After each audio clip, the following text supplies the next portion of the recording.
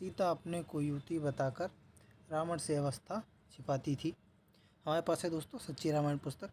इसमें हम देखने वाले हैं सीता यानी कि सीता जो है ये अपने आप को युवती बताकर रावण से जो है अपनी अवस्था छिपाती थी। इस बारे में चर्चा करेंगे। लिखते हैं, खाना परोस चुकने के पश्चात सीता रावण से बातें किया करती थी कि मैं जनक की पुत्री और राम की स्त्री हूँ। उसने रावण को अपनी वास्तविक अवस्था से कम अवस्था बताई थी। जब वह वन में आई और रावण से बातें कर रही थी तब वह 13 वर्ष की थी। उसने पुनः उसे बताया कि मेरा विवाह हो जाने के बाद मैं 12 वर्ष अयोध्या में रही। उसने पुनः कहा कि जब मैं वनवास में आई तब मैं 18 वर्ष की थी। यह कैसी अनुकूलता है। वह अपने विवाह के पश्चात 12 वर्ष अयोध्या में रही और उसके शब्दों के अनुसार पूर्ण यौनावस्था प्राप्त कर चुकने के कई वर्ष पश्चात यानी कई वर्ष बाद तक कुंवारी दशा में अपने पिता के घर रही। यानी कि जो देखिए वह बताती हैं सीता कि जो है जब वन में आई और रावण से बातें करती तब वह 13 वर्ष की थी, ऐसा लिखती हैं। फिर उसने बताया कि मेरा विवाह हो जाने के बाद मैं 12 वर्ष तक अयोध्या में रही। यानी कि 12 वर्ष तक अयोध्या में रही और वन में 13 वर्ष की कैसे हो सकती हैं। यानी कि उनका विवाह 1 वर्ष में हुआ था इस हिसाब से। तो उन्होंने कहा कि मैं जब मेरा विवाह हो जाने के बाद मैं 12 वर्ष अयोध्या में रही और फिर वनवास जब मैं आई तब 18 वर्ष की थी। और यह भी कहती हैं कि मैं जब वनवास में आई तो तब मैं 18 वर्ष की थी। यह कैसे हो सकता है। लिखते हैं, उसके शब्द के अनुसार पूर्ण यौनावस्था के प्राप्त हो चुकने के बाद कई वर्ष बाद तक वह कुंवारी दशा में रही। यानी वह यह भी कहती हैं कि पूर्ण यौनावस्था में होने के बाद भी कई वर्ष तक कुंवारी रहीं। वह अपने पिता के घर रहीं, किंतु रावण के सन्मुख जो उसने कहा उसके अनुसार उसका विवाह 6वें वर्ष में हो गया होगा। क्या सीता केवल 6 वर्ष में यौनावस्था प्राप्त कर सकती थी। यानी जो रावण से उसने बताया उसके हिसाब से तो छः वर्ष में उसके मतलब सीता की शादी हो चुकी थी। क्या 6 वर्ष में कोई यौनावस्था प्राप्त कर सकती थी। 6 वर्ष में यौनावस्था को प्राप्त करने के पश्चात कई वर्षों तक कुंवारी दशा में उसके पिता यानी अपने पिता के घर रहने की बात यदि स्वीकार कर भी ली जाए तो उसने इस प्रकार केवल हाँ हूँ क्योंकि यह केवल अपनी वृद्धावस्था को छिपाना था। फिर आगे लिखते हैं, वह साधारण तौर पर 45 वर्ष की थी। चूँकि युवती हो जाने के कई वर्ष बाद उसके पिता के घर पर ही रही, इसलिए विवाह के समय वह 20 वर्ष की तो रही होगी कम से कम। और 12 वर्ष अयोध्या में यानी कि 12 वर्ष जो है अयोध्या में रही और 13 वर्ष वनवास में बीत गए, यानी 20 वर्ष अपने पिता के घर में। अतः इस प्रकार 45 वर्ष हो जाते हैं। फिर लिखते हैं, लक्ष्मण ने भी यह बात दृढ़तापूर्वक कही थी कि सीता बड़े पेट वाली एक वयोवृद्ध स्त्री है। यह बात उसने कब कही। शूर्पणखा राम से प्रेम करती थी और उससे विवाह करना चाहती थी। राम ने इस पर कहा कि मेरा विवाह पहले ही हो चुका है, तू कुंवारे लक्ष्मण के पास जा। यानी कि जब शूर्पणखा आती है तो तब राम कहते कि मेरा विवाह हो चुका है, तुम कुंवारे लक्ष्मण के पास जाओ। किंतु लक्ष्मण का भी तो विवाह हो चुका था पहले से। फिर लिखते हैं, अतः वह उसके पास गई, किंतु लक्ष्मण ने इस कारण से उससे विवाह से इनकार कर दिया कि मैं राम का दास हूँ, और यह कहते हुए कि राम की स्त्री बड़े पेट वाली वृद्धा है, अब तू उसी के पास लौट कर जा, वह तुझसे विवाह कर लेगा। ये लक्ष्मण इनकार करते मतलब कहते इनकार करके शूर्पणखा को कि तुम राम के पास ही जाओ, उसकी स्त्री बड़े पेट वाली वृद्धा है, यानी वृद्ध औरत है। फिर लिखते हैं, जैसा कुछ हो कथा के अनुसार जब रावण सीता को मिला तब वह सुंदर किंतु वृद्धा थी। वृद्धा होते हुए भी जब रावण आनंद लेता हुआ उसके अंगे प्रत्यंगों की प्रशंसा करने लगा था तब उसने अपनी अवस्था को छिपाया।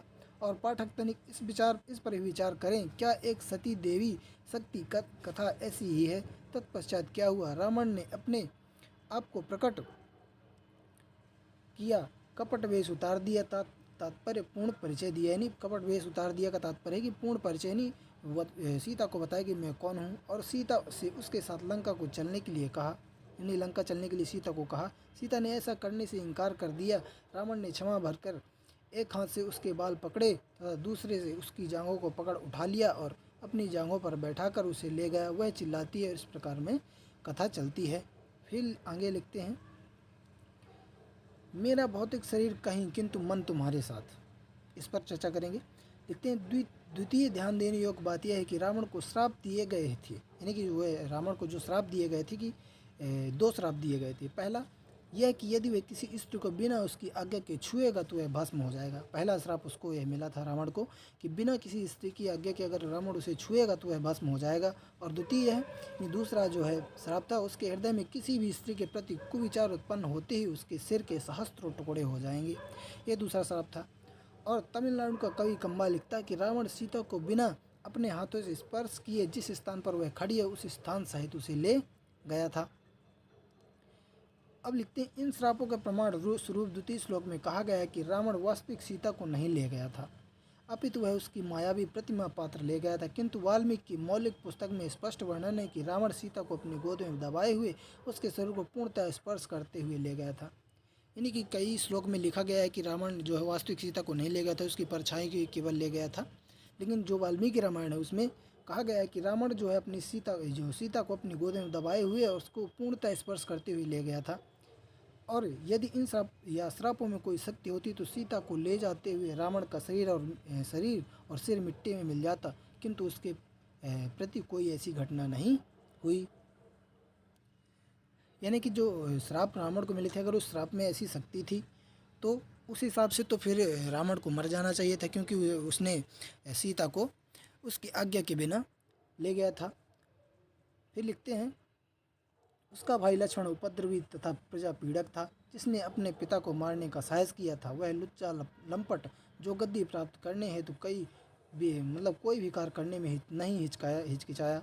60 वर्ष की अवस्था के पश्चात भी उसका पिता भ्रष्ट था।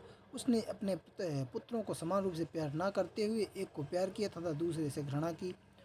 और राम की माता अपने पति के प्रति कोई प्रेम नहीं करती थी। यही बात सुमित्रा के विषय में भी थी। जब दशरथ मृत्यु शैया पर लेटा था तब निकट ही कौशल्या और सुमित्रा गंभीर निद्रा विभूति थी। उसकी मृत्यु के शोकाकुल रोते हुए व्यक्तियों द्वारा वे जगाई गई।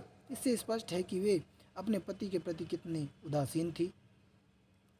आगे लिखते हैं सुग्रीव और विभीषण जिन्होंने अपने भाई को धोखे से मरवाया और उनका राज्य छल कपट से तथा धोखे से छीन लेने के घृणित कार्य से, इन्हें घृणित उद्देश्य से राम से मित्रता की और विश्वासघाती व आलसी थे। राम की संपूर्ण मंडली में इस प्रकार के धूर्त, ठगा, धर्मी, विश्वासघाती तथा भातृद्रोही भरे पड़े थे तो भी देवता माने गए हैं। किंतु रामायण की कथा के अनुसार इन कथित देवी शक्तियों के विरोधियों यानी सुग्रीव आदि सभी को सत्यवादी और सभ्य कहकर उनकी प्रशंसा की गई है। तो दोस्तों इस वीडियो में इतना ही। अगले वीडियो में जानेंगे रावण की महानता के बारे में, रावण की महानता और जो है वाल्मीकि रामायण के बारे में, रामायण क्या कहती है वाल्मीकि रामायण, उस हिसाब से जानेंगे। तो मिलते हैं नेक्स्ट वीडियो में। धन्यवाद।